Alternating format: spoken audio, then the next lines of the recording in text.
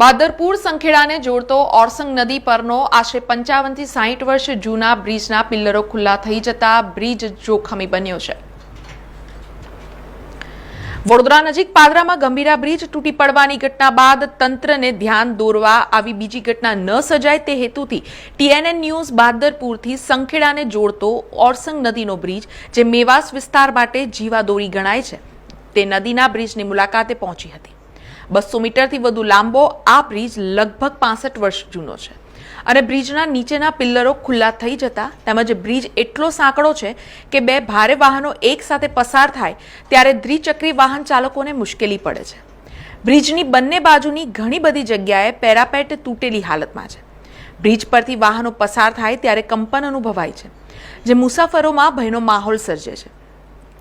આ બ્રિજ અંગેની કોઈ માહિતી કે ચેતવણી બોર્ડ પણ મૂકવામાં આવ્યા નથી ત્યારે સ્થાનિક વાહન ચાલકોએ નવા બ્રિજની માંગણી કરી છે।